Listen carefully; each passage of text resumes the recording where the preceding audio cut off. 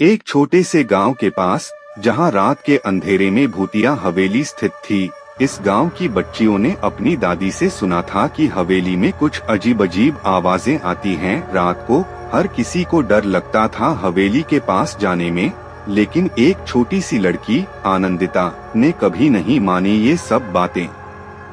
आनंदिता की माँ उसे रोज बताती थी कि रात को हवेली के पास कुछ दिखता है, लेकिन आनंदिता हमेशा खुश होती थी और कहती थी, मम्मी, ये सब बातें तो बच्चों को डराने के लिए होती हैं, हमें किसी चीज का डर नहीं होता। एक रात गांव में बहुत जोर की बारिश हो रही थी और सभी लोग अपने अपने घरों में सुकून से अपनी आँखों को बंद करके सो रहे थे, लेकिन आनंदिता को नींद नहीं आ रही थी।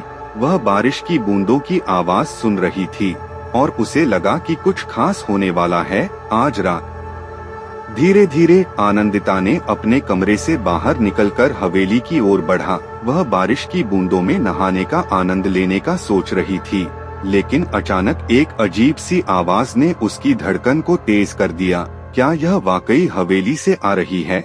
आनंदिता ने खुद से सवाल किया। उसने हवेली की ओर बढ़ते हुए अपनी कुछ दोस्तों को भी बुलाया।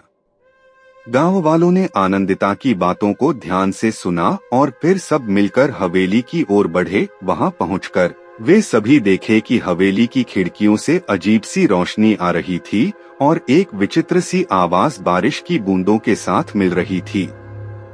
हवेली के दरवाजे पर आनंदिता ने धीरे धीरे हाथ बढ़ाया और दरवाजा खोला। वहां कुछ नहीं था, सिर्फ एक अजीब सी रोशनी और वह विचित्र सी आवाज। क्या यह सच है? आनंदिता ने गुस्से से कहा, यहाँ तो कुछ नहीं है। लेकिन तभी एक विचारशील बच्चा राजू ने दिखाया कि एक छोटा सा कुत्ता हवेली के भीतर बंद हुआ है। उसकी आंखों में एक अजीब सी चमक थी और उसने सभी को एक गुमनाम रास्ते की ओर इंगित किया। सभी ने उस रास्ते का पालन किया और वह रास्ता उन्हें हवेली के एक छोटे से कमरे में ले आया। वहां वे देखे कि एक बड़ा सा पुराना खिलौना रखा हुआ था और उसके पास एक छोटी सी पुरानी किताब भी थी।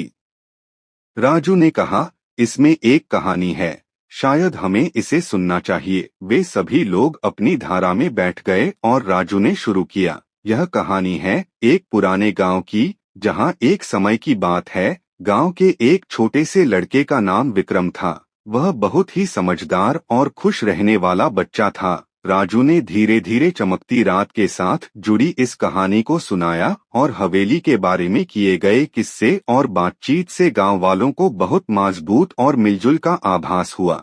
हवेली में वह अजीब रोशनी और विचित्र आवाज, वह सब व्यक्तिगत अनुभवों की आत्मा थीं, जिन्होंने उनको साथ बांध दिया था।